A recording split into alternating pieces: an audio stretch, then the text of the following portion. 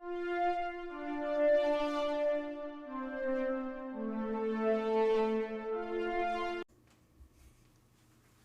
are happy to announce that this episode of the SW Show is partially brought to you by Humble Bundle.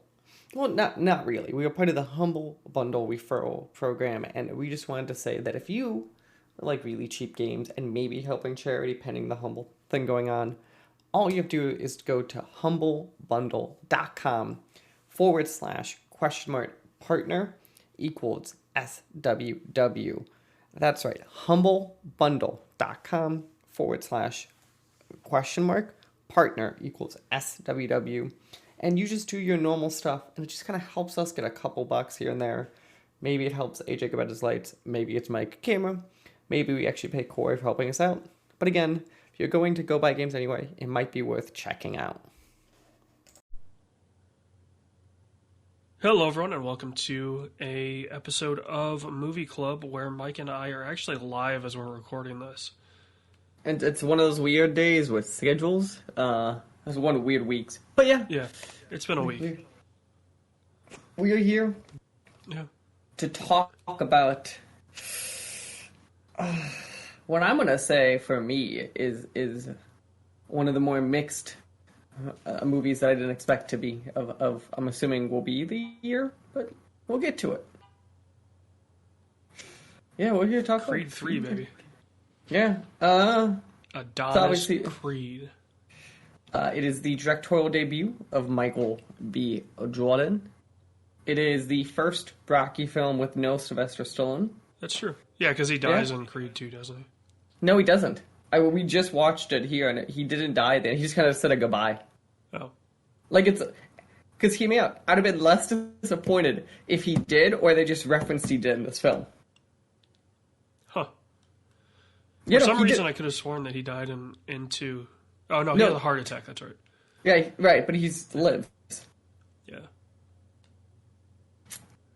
So, yeah, I remember. I remember. But yeah, we're here to talk about it. Get started. What was your initial reaction here of Creed 3? Well, I don't know about you, but I had quite possibly the best text that I sent you after, after I saw it. I walk out of the theater and I'm walking to a hockey game, if I remember right. So I went and saw the movie before I went to a hockey game. And I texted you, dude, the impact sounds literally shook the theater I was in. Yeah, you did. And I'm being genuine. Like, they tuned the speakers such that whenever there was a deep bass hit from an impact, it was like it was a 4D experience. But other than that, I mean, I said it's like a solid 8. I think that's a fair. I think the more I think about it, I would probably put it a little bit lower, like a 7. Because I think to me, some of the stuff that stands out as like a negative, right, is I think the motivation to the fight to me is super, I think, weird, and I think kind of like the thing that this universe does, which is funny because for its background being the same kind of as like Karate Kid, is like they make boxing be like that thing, right, of the world, and like that's like makes me feel like the whole world is all they care about. But like, hear me out. If you found out that like the guy you knew, who now is your enemy, just basically made the world champion get injured and couldn't fight, wouldn't, I don't know, you call the police? One would think. Like that to me is weird. Initially, for sure. I think another moment to me that like is a big negative on this is like the mother's death to me felt like it didn't matter for more than like 2 minutes. Like I don't know, like I'm in the final fight. I almost feel like it was referenced somewhere of like, oh yeah, no, she's gone, but wanting to fight. Like it's very like that moment was really cool when she was going, but like they didn't mention it again. Like it really felt like it didn't matter. Yeah, that's true. But also, it was one of those things where it was like, it felt like they didn't need to reference it after they did as his motivation to retrain. Sure. You know, I will say the one thing that the Rocky movies do really well until towards the end is they were really good about keeping the motivation in front of you. Mm-hmm. Mm-hmm. Like they didn't really reference past things very often, short of the Rocky Ivan fight. Mm-hmm. You know, they didn't really have that. Oh, it's something in your past that's driving you forward. It was always something in front of you that was driving you forward. So I feel like when you look at it in that sense, it makes sense. Sure. But in a more traditional story, yeah, it doesn't really. It feels odd. Like then I question why we had that moment. Then, like, if you want to make that point, like it was a nice turning point. Sure, but like I don't know. To me, like it felt like from a story point of view, I wanted more of that. In the same way that I think it is very disappointing there is no Stallone or reference really of him kind of in this. Like to me, either he shouldn't be in it, and that's fine as well be in it, but then TBH, you should have just killed him and made a point of explaining how he's dead. Like I heard the best argument to me is like when Adonis needed motivation, he should have pulled a chair up next to his grave, like how Rocky used to at Adrian's grave and his father's grave. Like I think like stuff like that to me, like yeah, it's really weird how like he obviously is like he passed the torch then too, but like he still matters. Like it's not like this is like some random guy, right?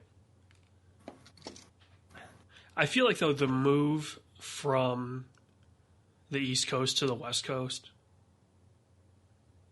had something to do with that too. Like,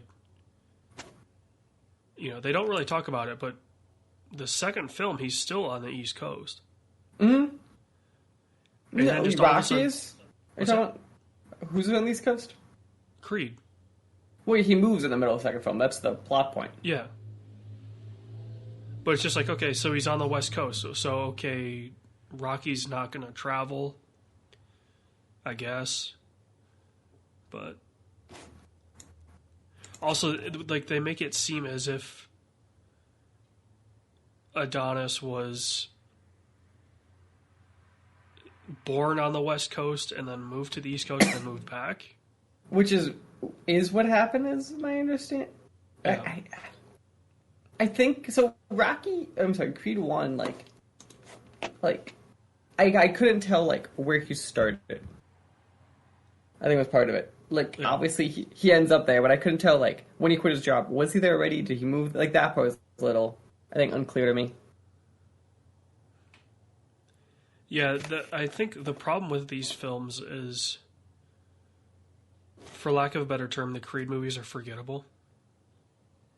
Yeah, like they're really cool. Like even this one, I think it's filmed really cool. I think I actually might think it's one of the more disappointing final. Like I think for how hyped we made this final fight going into it, I think it was a little bit disappointing. But I will say this about the final fight. I really loved the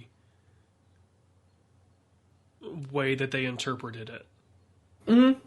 Like when they got into that zone and it was the two of them, and then they pop out of it and it's the end of the 11th round. And so you're just sitting there going, oh, these guys just went to war for like an hour. No, that's fair. I wished almost for how they made a point of how anime inspired it was that you almost went to 11 on the anime thing. Of like when they start. That's the problem. I think if you went to anime, you would drive so many people out of these films. Okay, then I think my issue is I think they did a half step. They need to do a whole step. I don't think they could have gotten away with a whole step though. Then I would have argued that like. Also, we're ignoring the fact how they're in Dodger Stadium, and I would have many questions. Like, what? I mean, there's been fights in Dodger Stadium before. Have there really been that many? Yeah. That many? Okay. I don't know how many, but I know there have been. I also think outside stadiums inherently feels less epic than an indoor stadium, just because, like, the way the sound blasts and stuff. Yeah. And, like I think it looks way cooler if you're in the MGM Arena or one of those. Like, it feels better, I think. Yeah, for as much as they were hyping up the DAZN and the other sponsorships and stuff like that, I thought for sure this fight was going to be in like the Crypto.com arena. Right. Like how it started in it. That's where the first fight was in this. Yeah. Which, how awkward was it to hear Mauro Ranallo say Crypto.com arena? So I have a real question. Because they filmed this early enough. Do they have to redub that? Oh, they definitely redubbed that. And you know what? I don't think they even... I bet they dubbed that in, obviously after the name change. But you never see Mauro Ranallo. Mm-hmm. So they just had him record those lines in a booth. See, no. Did they? Or did they have a voice actor just ADR it? No, that's Mauro Ranallo. Okay. He's got one of those voices that you know it's him. And if it isn't, it's a really good voice actor. Mm-hmm. No, he's the voice of Showtime Boxing. Mm-hmm. And then he was the voice of NXT. And then I think he ended up at DAZN. Which I wasn't, like... It being DAZN was fine, because obviously it's like a modern brand. But that was totally one of those weird decisions that threw me off comparatively to, like, how, like, Creed 2 was, like, Showtime and stuff. Yeah.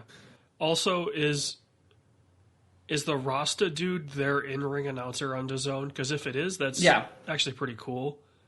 But if not, I was like, who the hell is this dude? No, I think it is, but it was still like, who the hell is... Because, like, we all have an image of boxing in our head, right? I think when you ask anyone, like, hey, picture a boxing match for me, they're picturing Michael Buffer in a tuxedo. Mm-hmm.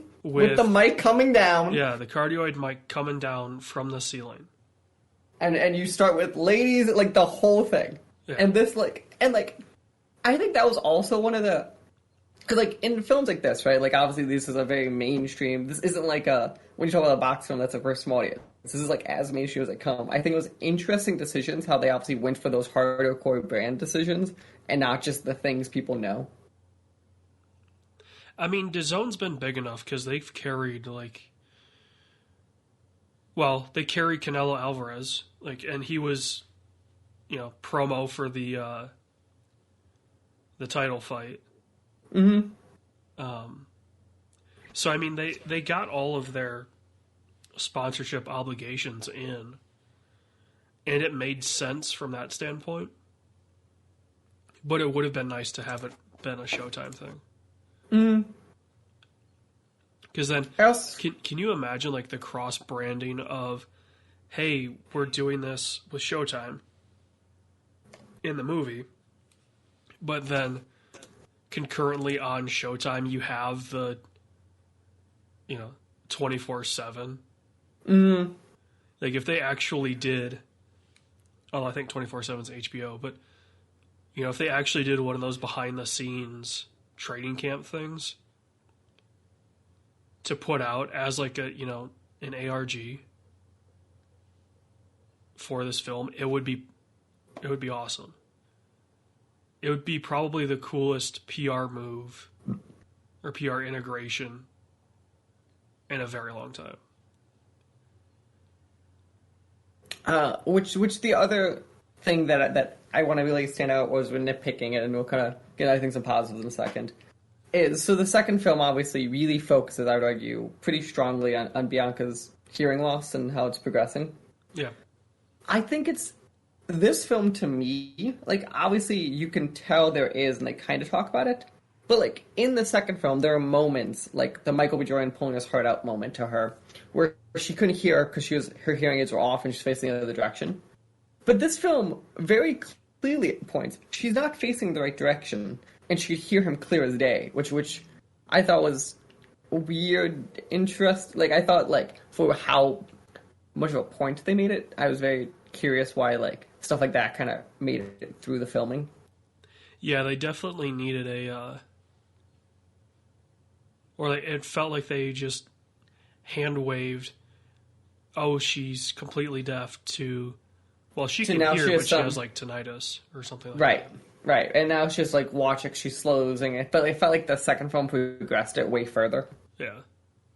I thought that was an interesting, especially because like it was one of those decisions that like was a very interesting like decision this franchise made, and I thought it was kind of weird that they backpedaled on it, especially because like they made a point of him knowing ASL and the daughter being deaf, like. Yeah.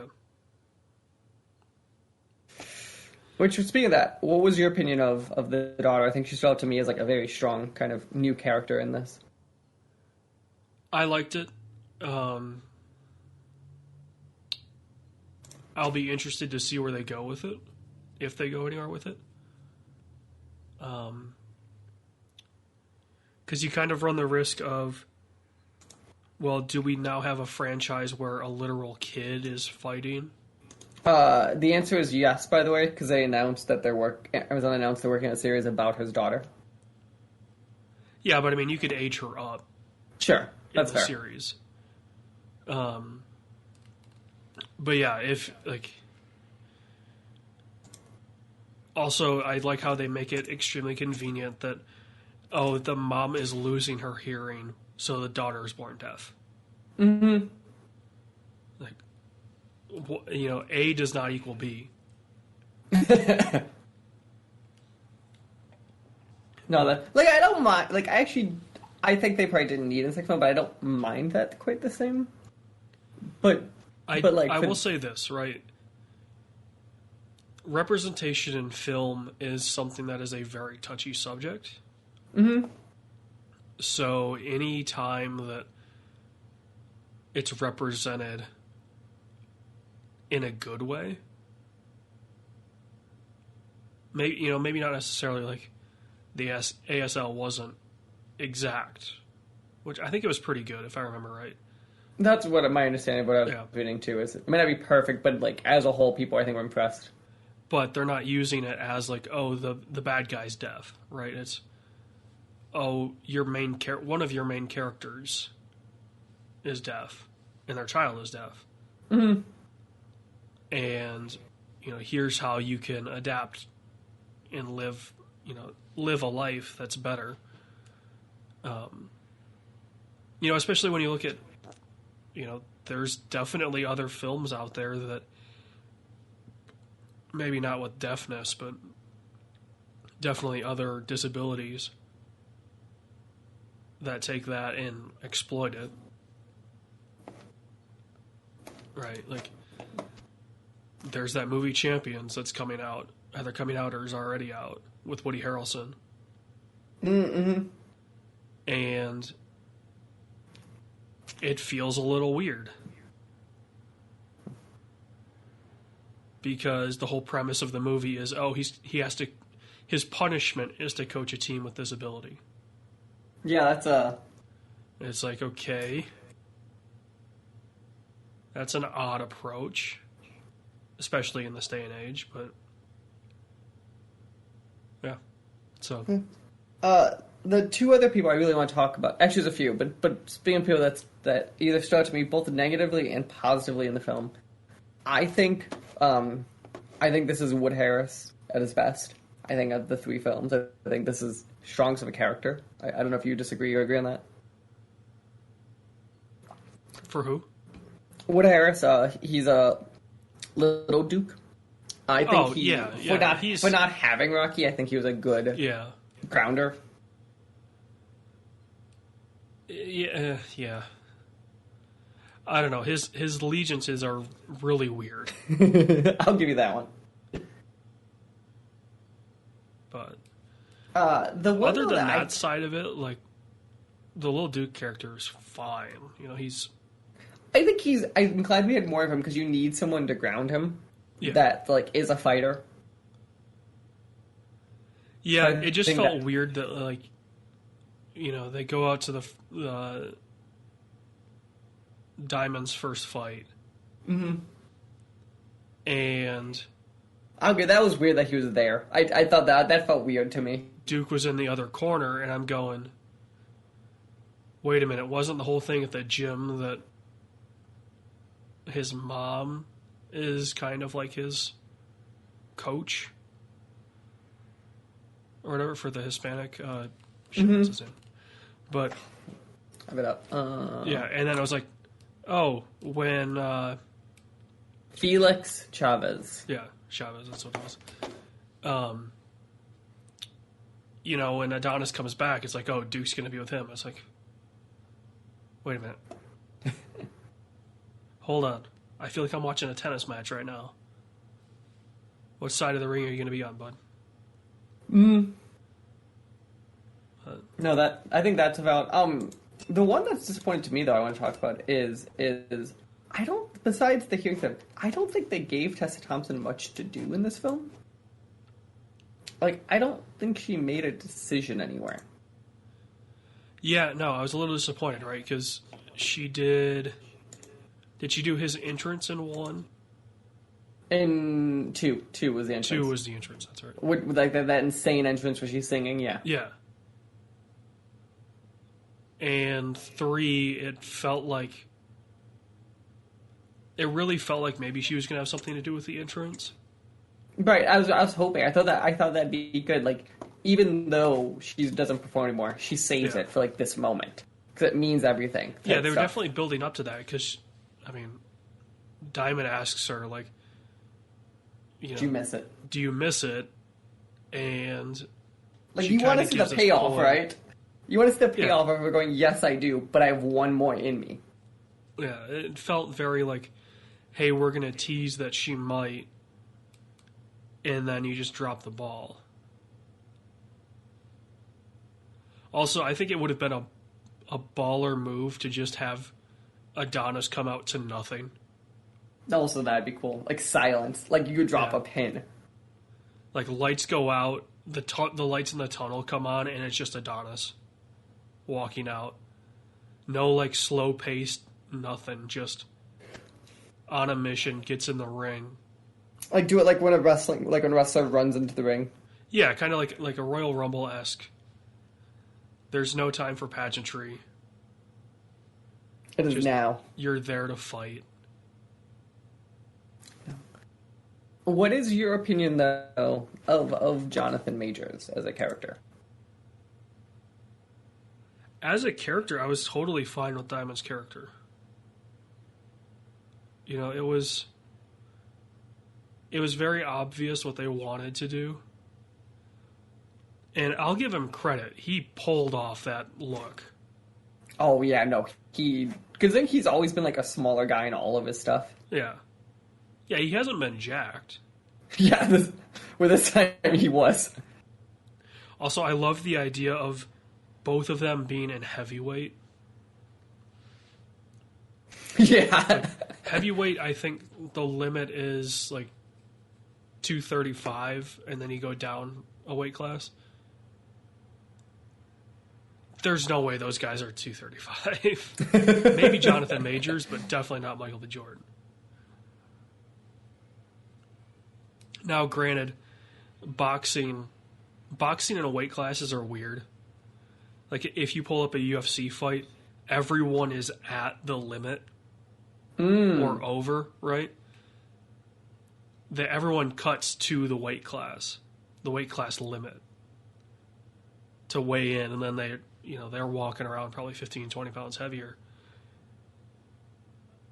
Boxing, they don't do that. Mm-hmm. It's just like, well, what weight class do you want to fight in? You want to fight in heavyweight? Okay. Your opponent could weigh 245 and you could weigh 205. Yeah. So that was a little like, okay, that's kind of not real, but there's some of that. Like, I'm fine with, like, even like think of 2. Like, that fight was not realistic either. Yeah. Like, if we're being objective, like, there's no way anyone would sanction that fight. Yeah, especially the state of California. Because, like, honestly, someone could have died in that fight. Even this fight, there are a few hits you're like, that would have been pulled in real life. Yeah. Yeah, there were definitely a couple where I was going, okay, that you know, if somebody hits that punch in real life, that person's not getting up for 20 seconds, let alone 10. Let alone 8 that then did a wrestling gate where it's like holding on it. The long 8 in boxing. Everyone, if you follow boxing, which I do at kind of a distance, the long 8 is a thing. Like, the guys will use 8, like they'll get up to a knee around 6 or 7. The ref will call 8, hold. The boxer will get to his feet, get kind of like back in the zone. The ref will call 9, 10, and look at him and be like, "You good?" Yeah, because I was about to say, because the thing I'm curious about, because I haven't seen enough to know the answer to this. If like imagine a boxer's getting up and they just miscalculate it, and the ref hits 10, but they're actually getting up. I assume the ref gives it to them. There are definitely cases where they will hold on 10. Like I'm not talking about like the slow. I mean like actively, like I'm 2/3 up and 10's called. Like they're gonna give that to me. Sometimes. God, that would suck if you I'd say mistime more it. often than not you'll get it, but there are definitely cases where the referee calls it because they know you're not going to be in it. Like you can be out on your feet. Right. That's why they always do the check. Yeah. So, they could be seeing that like, okay, this dude's definitely like he can stand up but he can't fight, sort of thing. Mm-hmm. Or they could call 10, look at you, realize, okay, no, he's good.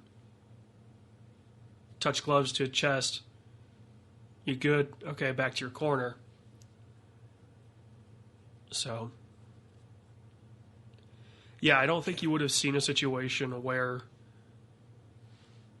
it's pretty obvious when you see it. Like, very rarely do they do that where they call 10 and it's not a KO. Mm-hmm. So, there will be some refs that will call the 10 even if they're good. Like, they'll call the 8, they'll do the check at 8. Mm-hmm. They'll call the 9 and, like, allow the guy to catch his breath. Call the 10, and then the boxer will shake his head, and then they'll go. Mm-hmm. So, but yeah, normally, especially as you get, like, 7, 8, 9, 10, if they see that you're moving at all, they'll hold them a little bit. Because boxing referees might be as bad as wrestling referees in that their first 1 or 2 are super fast. I was going to say that is the best. You watch some older fights and ones that aren't rigged, and it's 3 or 4 seconds between each number, right? So it's potentially 30 seconds if they use the full 10 count. Nowadays, you'll hear like 1, 2, 3, and 4 basically instantly. Mm-hmm. They'll be like, there's just like 2, no tension, or it feels 3, like this and it's like, too much. Okay, like, and there's times where they'll do that because they know the fighter's done, and they want to speed up the medical attention getting to them. But yeah, tis what it is. Is what it is. Do you have anything else on this film that stood out to you that you wanted to touch on? I mean, I think, we've pointed out there are issues with this film. This film is the perfect popcorn movie. Yeah, don't think about it. Like, you and I will watch this film and have an absolute blast with the right sound system and a big screen. Mm-hmm. We'll just be sitting there and just like, the theater I was in, along with the sound being on point, was very lively, if you catch my drift. Mm-hmm. And as Diamond gets KO'd, off to my right, I just hear, "Down goes Frazier." Because I don't know if you had the George Foreman trailer play before. I did have that one. And that is such an immediately iconic call. Immediately I was like, is that the George Foreman biopic? Yeah. So I didn't know that one was happening, so I was paying enough attention to that. Yeah, but also, like 2 seconds in, I was like, this is Foreman. I just know it is. Yeah. Like, well, and as soon as when they do the "Down goes Frazier" line, which might be my favorite call in all of sports, for a multitude of reasons other than, I use it all the time. That call is just iconic and everyone loves it and it's perfect. Mm-hmm. I really wanted Mauro Ranallo to come in and say, "Mamma mia!" That would have been, I don't think they could have pulled that one off, though. That would have been the perfect way to end this film. Or end that fight, I should say. Is just Mauro Ranallo just chucking his headset. We've all seen the UFC meme of the Joe Rogan reaction where he's jumping back from the desk. Mm-hmm. I think Mauro should have just one-upped him and just hucked the headset. But yeah, other than that, I think I have complaints, and I think the complaints are there if you really think about it. But I agree with you on it's a very good film. I think 2. I for sure think 2 is better, and I think 1 might be, but I think it's a close fight. I think it's a great trilogy to watch. I'll give you that. I just don't think it ends on the highest note. No, but it also doesn't feel like 3 is the end. No, it's not. To be fair, we do know a 4 is now coming, but yeah. So. But it definitely feels like, though, they could have, like, it's also they weird at the end, yeah. Yeah, like obviously the way they kind of do that final scene, like, it very much could be. It'd be reasonable, but I'll be curious because we know all that, like, Amazon's doing the Drago stuff and all this. Like, I'm gonna be curious how all of this kind of works together. Yeah. So, but yeah, we'll find out. We'll find out, and that is Creed 3. Go. It might should be still in Cineplex near you, or probably the next few weeks since it is MGM and owned by Amazon. At some point, it'll be on for rent on video services, and I wouldn't be shocked to see it on Prime Video at some point. Oh, dude, it's probably already on that Prime. Like, what do they call it? Early screening. Oh yeah, or whatever. Because MGM, I think this would be MGM's first release product since they were bought, or it's one of the biggest at least since they were bought. Yeah, maybe. I'd have to look at release calendar. They were bought mid last year, I thought. Yeah. So yeah, sounds about right. Go check it out. Support your local cinemas, and make sure to get the biggest bucket of popcorn you humanly can get. Oh yeah. I saw it in AMC. I think we saw it in Dolby, so I recommend that. Yeah. Biggest screen and best sound system. If they somehow have this in IMAX, I want to know do they have? Is there a 4DX version of this? Like, do you get punched at the same time? Like the air blasts you every time he gets punched. They just throw you in those. What were those haptic suits that they were showing off at? Oh yeah, GDC like 10 years ago. Mm-hmm.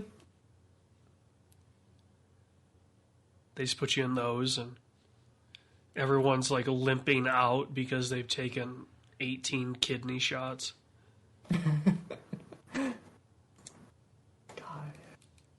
And then I think there's a new Creed VR game, so go check all that stuff out. Yeah. And we will see you guys.